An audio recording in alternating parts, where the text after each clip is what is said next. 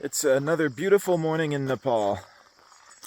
I have left Tatopani and I am headed uphill towards Ghorepani, and hopefully I'll see Poon Hill as well.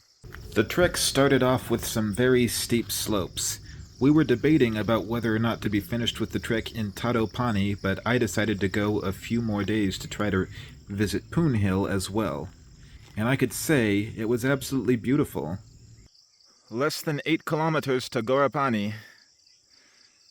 But there was a huge increase of altitude between Tatopani and Ghorepani by nearly 1,600 meters, so it was going to be very difficult in order to get from Tatopani to Ghorepani.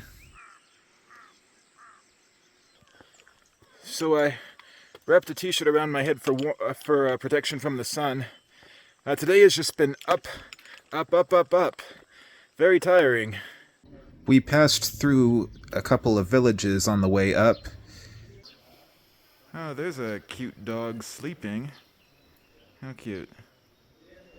Soon we reached a town called Shikha, where we stopped to eat lunch. Alright guys, I got a plate of chicken noodles. This should be pretty good, make a pretty good lunch. Alright guys, so I had a pretty good lunch today, good size. Definitely filled me up. I'm in Shikha, headed up the rest of the way to Ghorepani. There's quite an incline today, I will say.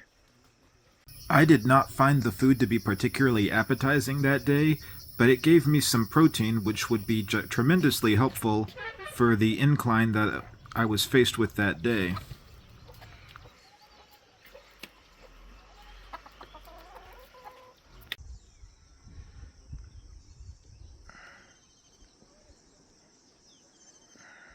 Taking a little rest here. Probably be ready to go in a few more minutes. The trek was getting to be more and more difficult. The scenery was beautiful, but the humidity was really high that day. It was very humid outside, which was making it feel hotter, and I was dripping with sweat. And we just kept going up. It seemed like there was never a break.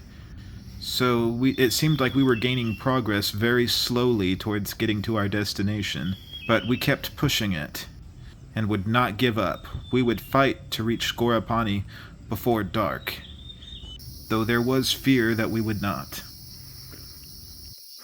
We got to pass by several buffaloes along the road. Pretty cool to see.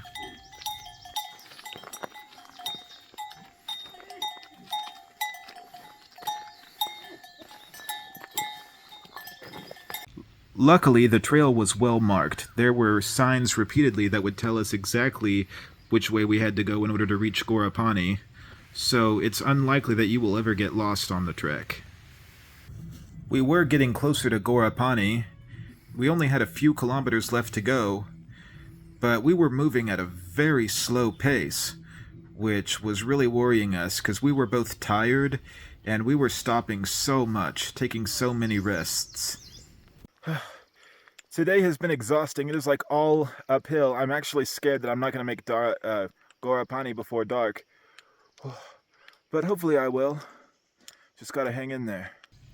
It was already after 5 p.m., and the sun was going to set a little bit after 6, so I had just over an hour left to get to Ghorepani before dark.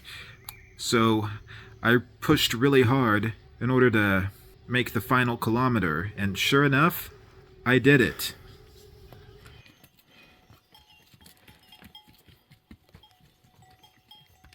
Oh, well, looks like I made it to Ghorepani.